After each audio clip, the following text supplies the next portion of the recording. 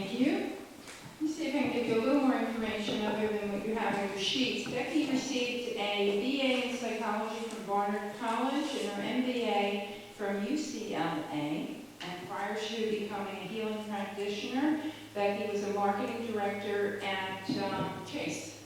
And so she came out of banking and will probably tell you a little bit more about this, but due to her own health issues, was looking into alternative modalities when antibiotics weren't working anymore to treat her Lyme disease. And she became a body talk practitioner, and she has studied Reiki and other healing modalities, and was looking for something deeper. And that's great.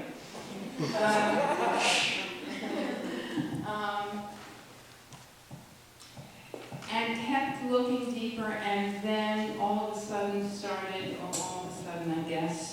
channeling the information that we received tonight. And I've known Becky, and I've been working with her for over a year now, and she would say to me, there's more coming in, because it would come to her and developed as she went along and learned more herself. So it's a fascinating modality that helps us uncover the blocks that we have to health and prosperity, and I'm sure that you'll enjoy the presentation. So help me welcome Becky Cohen.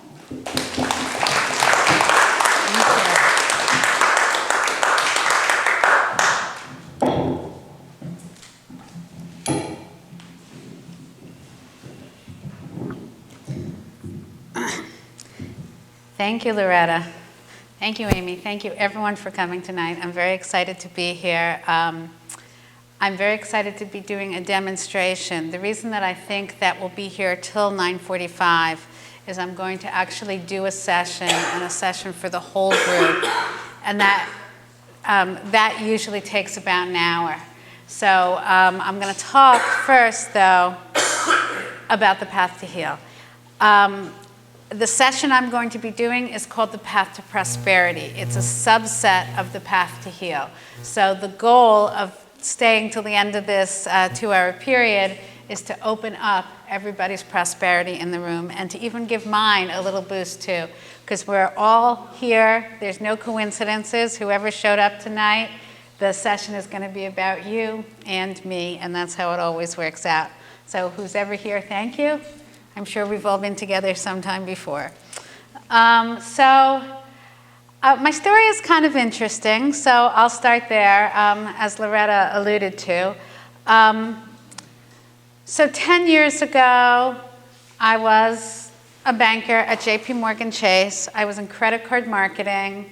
I was making a lot of money. I was getting people into debt. I was always a little bit uncomfortable with it, but I was the person responsible for all those mailings that you get in the mail, 60 of them a month, and it actually works. Every 60 of them, there's a mathematical formula behind that to see exactly how many times we should target a single household in order to get a response. So that's what I did. I did the mathematical models behind who should be getting direct marketed for credit card mailings. And then I developed product for credit card.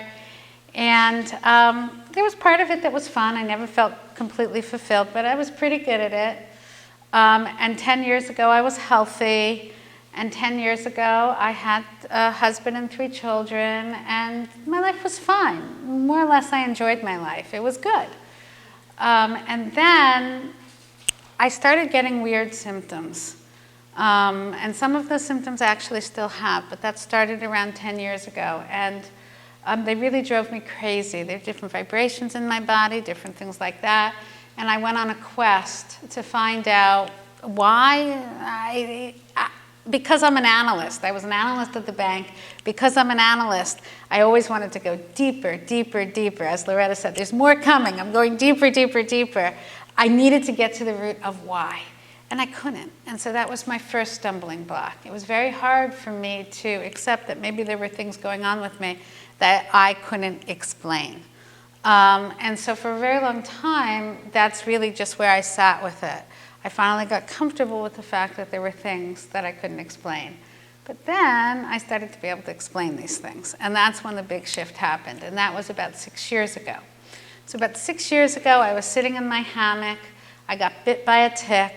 I saw the tick the next day.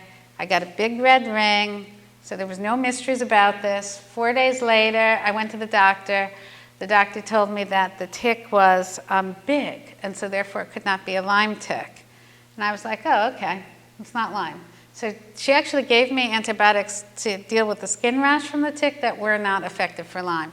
I went on a trip to Scotland with my husband at the time. We came home, 3 weeks had passed, and I felt awful. So I went back to the doctor, I got a Lyme test. It was positive, and I did my 3 weeks course of antibiotics. And I worked with a couple different doctors, but the one that I worked with said, you know what, you should really only take antibiotics for 3 weeks. Anything more than that is just throwing stuff into your system. Don't do it anymore. Don't go to someone who says you need to be on antibiotics for 3 years. She said explore whatever you want to explore, no more antibiotics. And I had already, through the couple years before with these odd sort of sensations I was having, started to explore a few different things to help me get better. One was neural emotional technique. It's a technique where one uses muscle testing to get to the root of somebody's issues on why they won't heal. And the first time I had that done to me, my body heated up. It was unbelievable. And I thought, okay, I have to pay attention to this.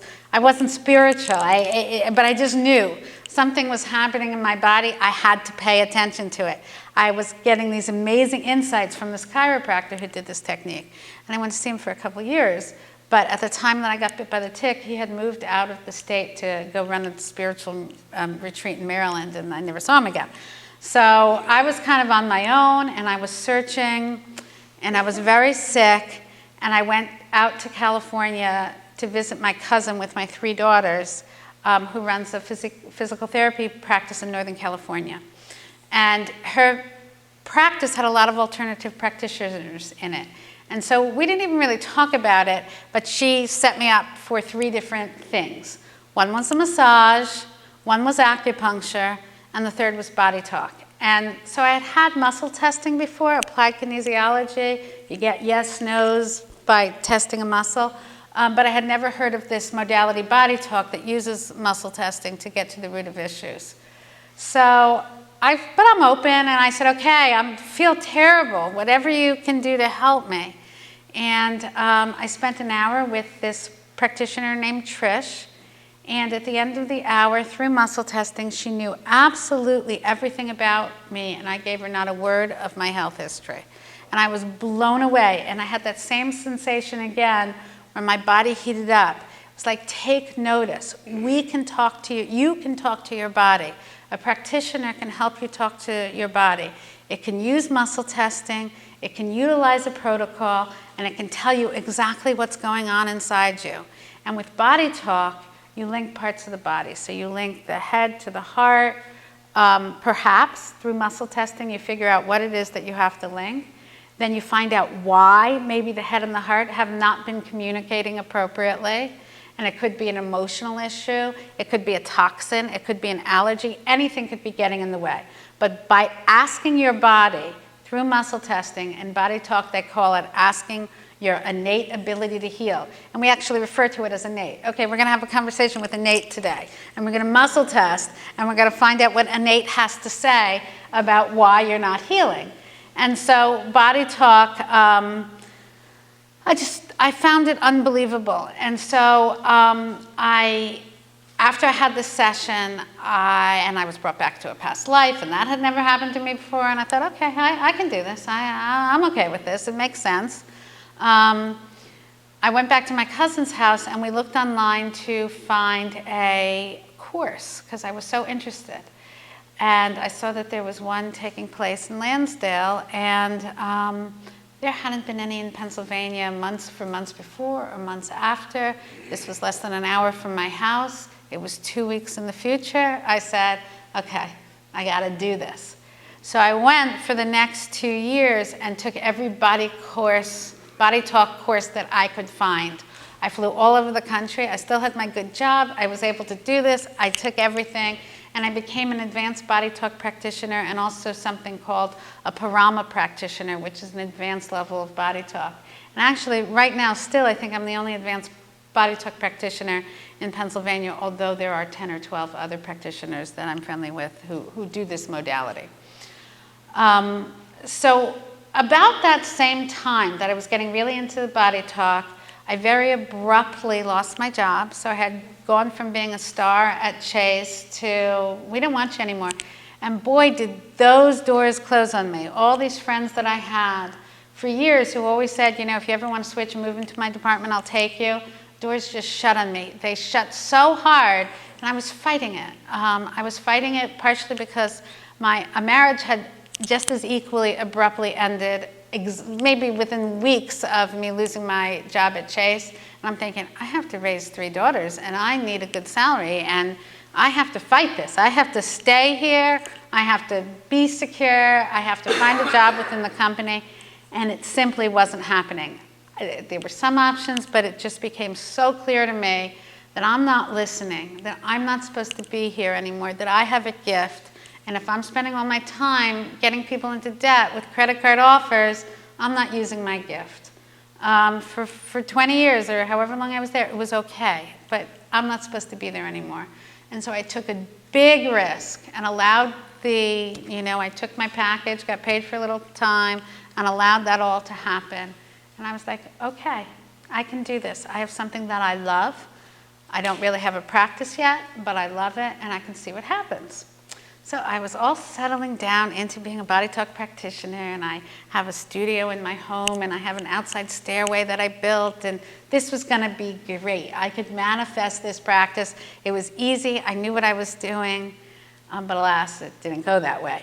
Because every time I had a client in my office, and I would muscle test through the body talk protocol, I would get to, so someone would be lying on my massage table and I would be lifting a muscle, and body talk has a protocol with like 25 nodes to direct you what kind of healing the person needs. And body talk is an equal opportunity modality in that there is a node on the bottom that says other modalities. And I kept getting it. I would muscle test and I would get other modalities. I would get other modalities. Now in the meantime, I had studied Reiki, I'd studied healing touch, I had friends that were doctors, friends that were all sorts of energy practitioners, and I said, okay, so where do I send this person? I want the business, but where do I send them? And I would say, I muscle test Reiki, no. Healing touch, no. Send them to the doctor, they need a therapist, no. I finally started asking different questions. Where is this modality? Well, it's going to come into you. And I got this all through muscle testing my clients. I was trying to study to be a instructor of body talk. And every time, and I had to do like 30 documented sessions. And every time I had to do a documented sessions, I went right off that modality into something new. And it became pretty clear that this isn't what I was supposed to do. So once again, I had to relax and say, okay, stop fighting this. Let's just go with it. Let's just have faith. Let's just trust that if I go with this, that all will be well. In the meantime, I had been working with somebody else, and we had sort of started creating something together called Key Steps. And about a year into this process in which that thing was pretty alive, she said to me, no, we're not supposed to do this anymore. This is her talking, I'm supposed to go out and find out the key to enlightenment. She was supposed to do that. And I was very upset because this was my livelihood, this thing that we had created together for a year. And no, again, this was being taken away from me. And she was going to go find the key to enlightenment. And I was very upset, and I went to bed that night, and I woke up the next morning having been awoken in my sleep. I didn't wake up the next morning. I woke up an hour later, and then 2 hours later, and then 3 hours later. This was not anxiety waking me up. This was me being shoved awake. I'd be like this, and I'd go back to sleep, like this again. And so this happened 2 weeks in a row, every single night. And I was so exhausted, and I finally realized that someone was trying to get a message into me. And I said, okay, I'll listen. Just let me sleep. I promise you I'll listen. And I woke up maybe 2 weeks later, and I realized that I was being given the keys to enlightenment. And they were 3 very easy statements. The first one is being completely aligned with the statement, I am enthusiastically myself at all times. Okay, I'm enthusiastically myself at all times. Sounds easy, but it's not.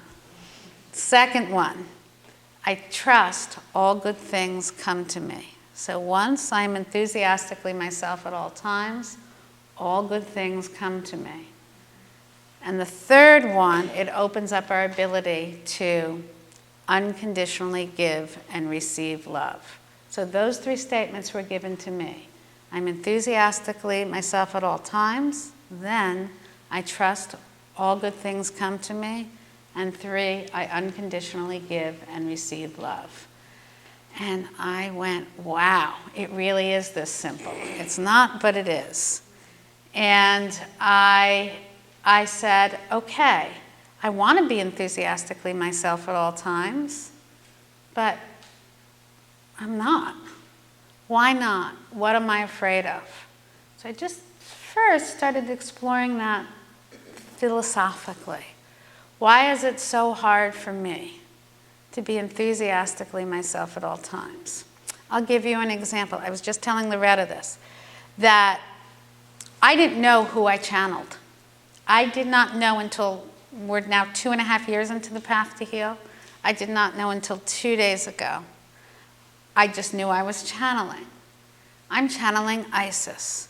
I had no idea. Had you asked me 2.5 years ago, I knew that Isis was, I used to jokingly say Isis is our sponsor. I knew that much. I didn't know, though, who I was channeling.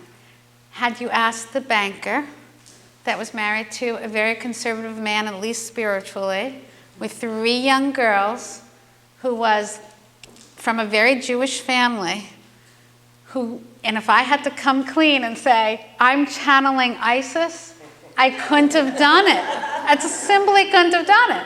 2.5 years later, 2 days ago, after starting my class with my 9th and 10th student, I was finally given that information. And not only that, before every session now, I have to use this eye. Oh, I took it out again. This is the Isis eye. And I have to do a figure 8 over my client or over me so that Isis energy can flow into my session. And even in the last 2 days, my sessions have become more miraculous than they were prior to that. So now we welcome Isis in here with us. But that is why it is so hard to be enthusiastically yourself at all times, because we don't want our family to think we're crazy. We don't want our family to stop loving us. And so we don't do it. And I didn't accept that information 2.5 years ago because it was sounded so cuckoo. But now I know it sounds so right and so beautiful. And I know from my reading over the last 2 years that Isis has keys to manifestation. She's holding them. Keys and techniques and all sorts of little beautiful things that I've been given in the last 2 years. And so I've realized that this is spectacularly special. I've known for a long time that I myself could not have done this. It is spectacularly special. Now, I'm not one of these people. I don't do what you do. I don't sit and give a lecture in the voice of another person. I've often wanted to do that. It doesn't work for me that way. Everything I receive gets coordinated with my human self and my human needs for healing. And so everybody always says, you know, Becky, this is about healing you. And that's really it. Like, once I'm healed, then the rest of you, it's going to be easy for you. And that's really true. So it's about healing me, my issues, my health issues, my financial issues, my heart that was broken, all of those things. It was about healing all of that. So it is me. So it's not just Isis. It's Isis and it's me. And it had to be given to me with my background, my health issues, my fears. We were the perfect combination to do this. And so what happens to me is in the morning, I wake up with a feeling, or I've had a dream. It's usually not as clear as a direct sentence. It's me going with my feeling. I do a lot of work very early in the morning, 6, 7 in the morning. All my students know that all my emails come at like 6:30 a.m. because that's when I'm doing all my work. And because I'm so still clued in to what was going on all night long. And luckily I don't get shaken awake. Unless I'm really not paying attention, then every once in a while it's like, okay, and then I know I have to really listen up. So that really all started 2 years ago, June. And in the first 6 months after that occurred, and in the meantime, I had gone for a family vacation to Yosemite with, and I ran into a cousin-in-law, Kelly Green, and she was fascinated with what I did. And she is a graphic artist. And so she told me that if I gave her some healing sessions, she would do a logo for me. And that's where our beautiful, beautiful partnership started. And so everything that I do is very beautiful thanks to Kelly. I see these images and symbols. My daughter Anna sees these images and symbols. And my cousin Kelly sees these images and symbols. And we work together to create all the images that are the path to heal. So in the next 6 months, what came about for me was this path. And this is the protocol that I muscle test through to give a healing session. And you can see, and you know what, I will pass it around, but you can see that there are all sorts of signs and symbols on this. I mean, one of them, this spiral, Kelly had been doodling her whole life. She had no idea why. That's the kind of thing that happens to me. Or somebody shows up in my life and shows me a picture of something. Or my daughter who just loves to go through Google Images and says, Mom, this is interesting, take this. And we start with something like that. And we've come up with this path. And we muscle test through this path to get to one's healing issues. And I will talk about it for a few more minutes here, but I'll pass that around. The other thing I'll pass around is this book. So over the next 2 years, what came out was this book. You can see it's all very, very pretty. And I'm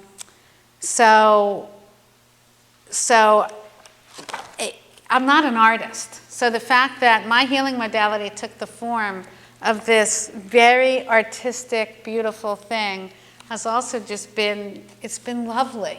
It's been such a gift. So I'll pass it around this way. I'll need these back when I do the session, so don't walk off with them, otherwise there'll be no session.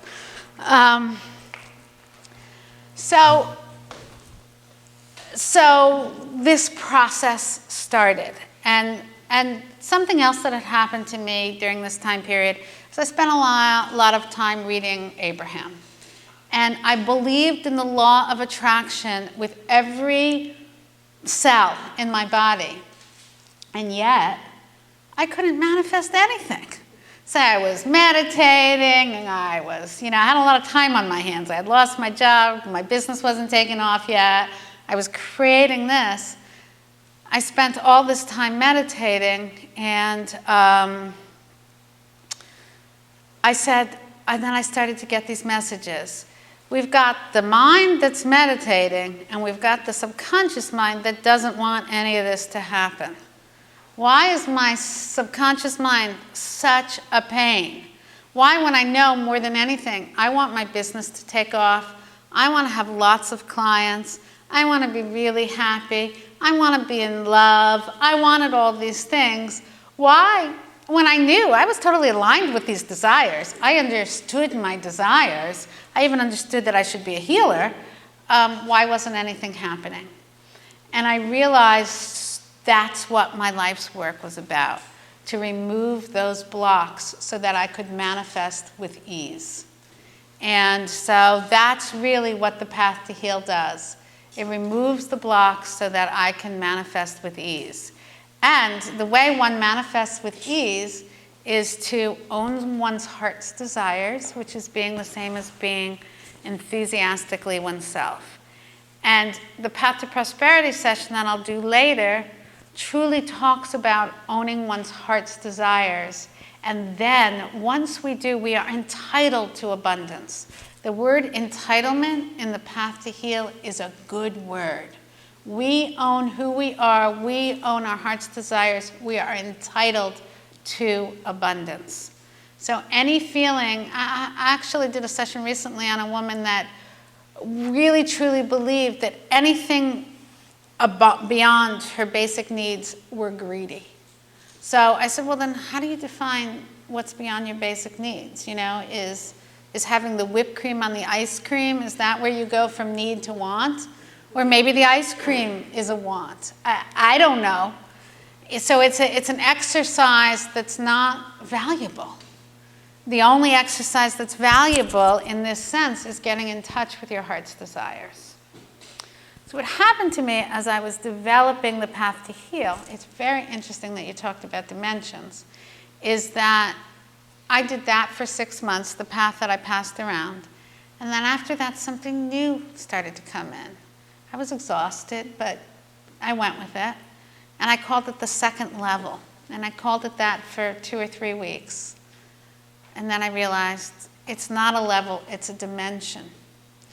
And then, thanks to my friend Loretta over here, something new started to come in and it had all this psychic stuff in it.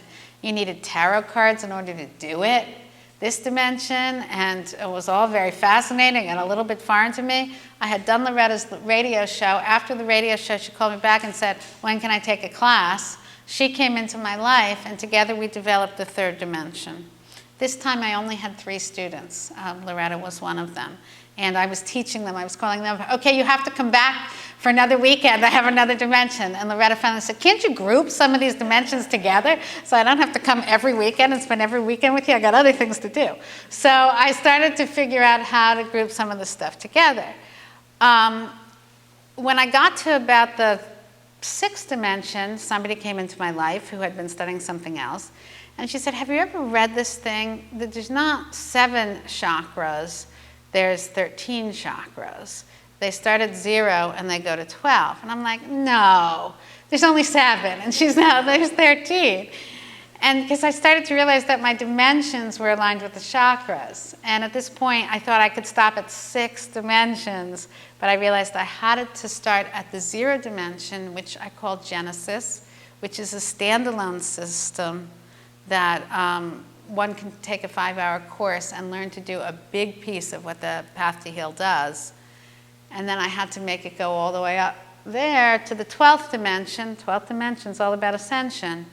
And so now you come to a class of mine, you come to a session of mine, and we may go into any one of these dimensions. And I don't quite understand what that means. One of my new students asked me yesterday, what does it mean to go into the 7th dimension? I don't quite get it. I know what the activity we have to do is when we go into the 7th dimension, but I don't necessarily know. I know what it feels like when I open the dimension, but I don't fully know. So my closest ability is to line it with the chakra. The work associated with the 7th dimension is associated with the 7th chakra, which is the chakra that helps us remember God.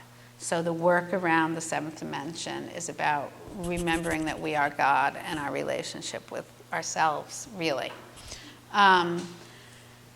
So that's essentially how it worked. And the whole time that this was happening, then after that, the Path to Prosperity started opening up for me, and it's a subset. It's a different group of work.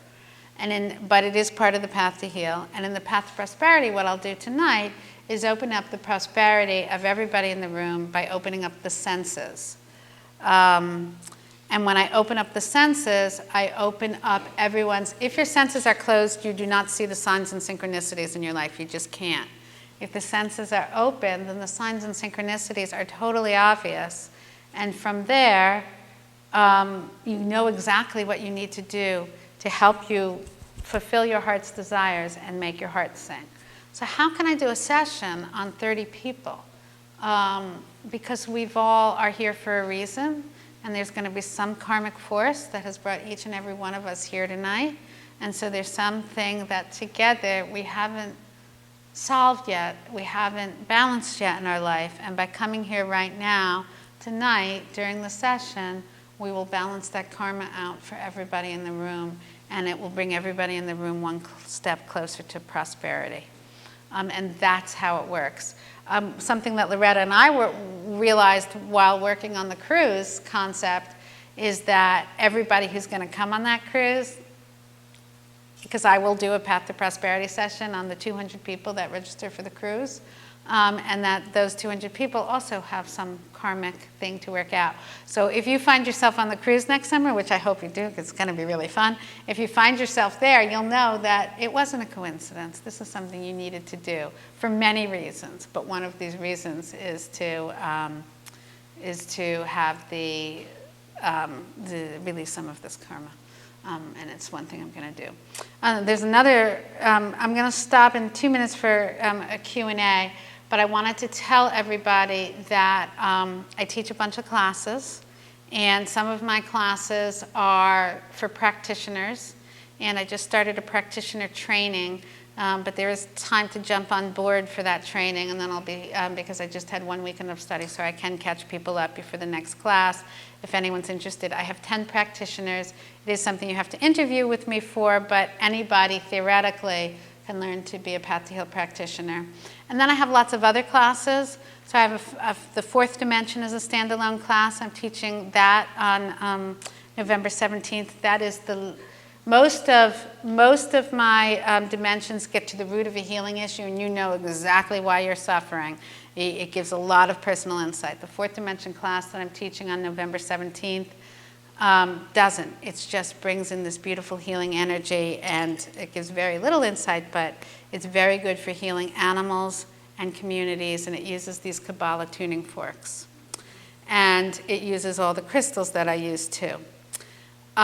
So one of the things that has happened and that I've just been able to sort of articulate is that so many modalities have gifted a sliver of me to incorporate into the Path to Heal, to make it this, incorporate what that modality wants to give to me to make this a complete system. So Kabbalah, shamanism, angel card readings, sacred geometry, sacred essences. I could name a lot more. I don't have the list on me right now. But all of them gifted me a piece of themselves to create this perfect, beautiful puzzle that truly helps people get to the root of their healing issues. So the Path to Heal works at the level of a healing issue. You come to me with a pain in your side, with a diagnosed condition, and I get to the root of why it's easier for you to hold on to that condition than to let it go. And it guides me to a place where I can understand where you're not giving yourself enough self-love. And so once you come for a session, I actually get rid of, it might take more than one session, but a physical issue or another negative circumstance like not enough money or not getting along with people, by finding why you're holding on to that, because we create our own realities. So on some level, we've created the reality of holding on to whatever that is. And so that's essentially what I do. I work with people who are physically ill with anything, young people, old people, and get to the root of why they're holding on to that and give them a tremendous amount of personal insight, and then they can release it. So do we have some questions? So you do with animals too? With animals, it's very interesting. I do a lot of healing on animals, but animals are about being perfectly healthy, and they're about unconditional love. So the only reason that an animal that you've had is not well is because on some subconscious level, very, very subconscious, very, very buried, it's easier for you to have them in this state than be well. And so I end up doing a tremendous amount of healing on the human, and so that they can release whatever it is that's keeping this negative circumstance in their animal. But in that one class, that Fourth Dimension class that I have, we don't learn all the reasons. We just bring the animal and the human closer to God. The animal already knows that its role is to be at one with God and their humans and the universe. So the animals don't need to understand their emotions. We don't need to have a conversation with the animal. We just need to have a conversation with your human or just bring them both closer to God. So it's very effective for animals. And I have my own dog who came to me 8 months ago with lots of nervousness and healing issues. We adopted him, and he's taught me so much about why he's holding on to that. And so together we've been helping him release that. And right now he's, I would say he's still maybe 10% anxious, and he used to be 90% anxious. So he keeps teaching me more and more and more every day. So that's what I do with animals. Becky, these symbols that you speak of and that are in here that you channel, do you draw them, project them, tap them in a similar way that you would break the symbols? Yes and no. I always use crystals and tuning forks. The symbol, the most important symbol in the path to heal, if anyone's holding the path, hold it up. It's this symbol that's on top of the path. Okay, the flower. The flower. It's called a infinity flower. It's also what we call within the path to heal the heaven on earth symbol. And that symbol was one of the first ones that was given to me. And what I do to invoke pure love is take my tuning fork and I spin in a certain way. And then I take the 3 main crystals of the path to heal, rose quartz, amethyst, and aquamarine, and I do a flower over the heart usually. So I've just given everybody in the room pure love. So it's very mostly my clients are oblivious to the fact that I'm doing all this stuff over them. But it's not like in Reiki you can do it in your head or you can do it like this. We do it right out there. And the reason that we use symbols is because symbols are programmed. So even if the practitioner's in a crappy mood and has had a bad day, there's certain things we do to ground them. There's certain things